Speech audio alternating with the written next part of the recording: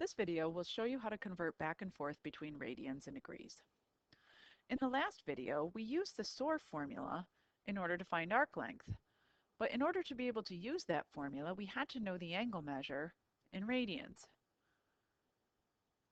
What if we were given an angle measure in degrees, but we needed to know the number of radians in order to find the arc length? How can we convert back and forth from one unit of measure to the other?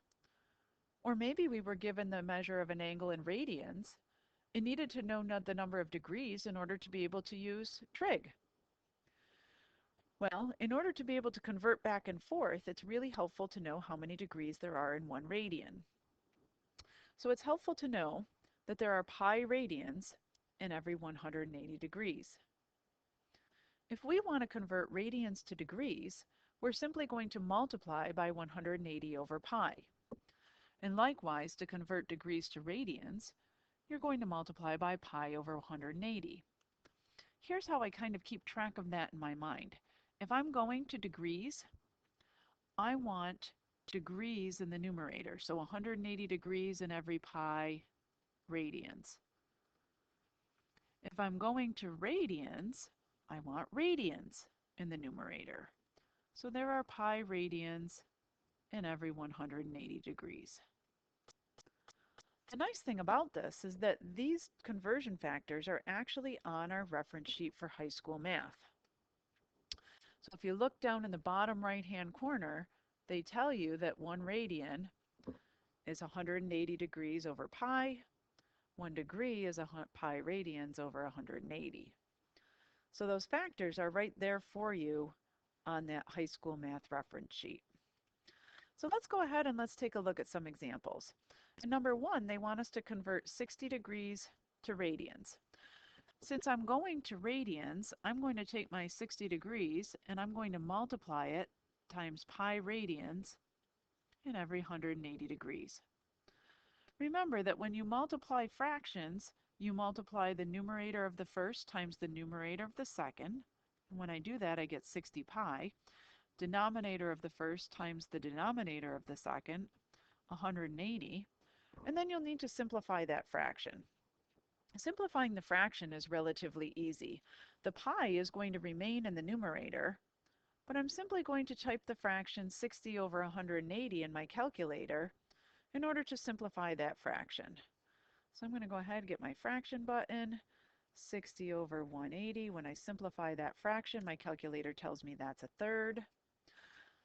So this now is equal to 1 pi over 3, or another way to write that would be 1/3 pi. Both of those are correct answers. All right, moving on to the next one, I'm trying to convert 7/12 pi radians to degrees. This one, I'm going to rewrite that 7/12 pi as 7 pi over 12. And since I'm going to degrees, I'm going to put 180 degrees in my numerator over pi radians. So this one now, I'm going to get my calculator out and type in 7 times 180. So 7 times 180 times the pi for the numerator. For the denominator, 12 times the pi. Those pi's will cancel. So 7 times 180 divided by 12. And I'm going to type that all right into my calculator. 7 times 180 for the numerator, 12 for the denominator. If you want to put the pi's in there, you can type a pi in the numerator and a pi in the denominator. But what will happen is that they'll just cancel in the calculator. So 105 degrees.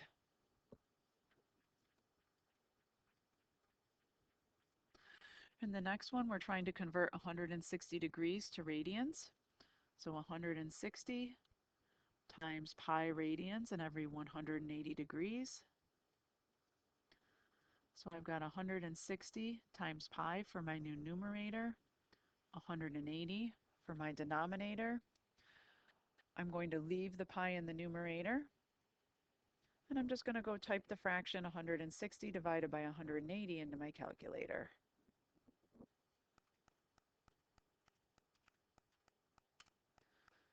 8/9. So I can either make that 8 pi over 9, or if I prefer 8/9 pi. They're equivalent values.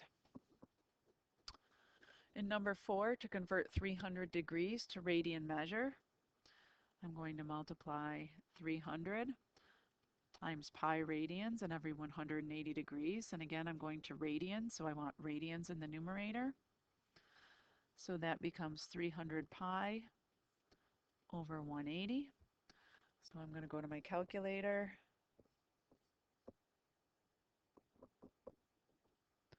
and type in 300 over 180, 5/3. So again, I can either write this as 5 pi over 3 or 5/3 pi. They're equivalent values. And then lastly, to convert the pi over 4 radians to degrees, I'm going to multiply by 180 because I'm trying to go to degrees over pi. So in this case, the pi's will cancel. I'm left with 180 divided by 4. When I get my calculator out and type that in, it'll simplify it for me.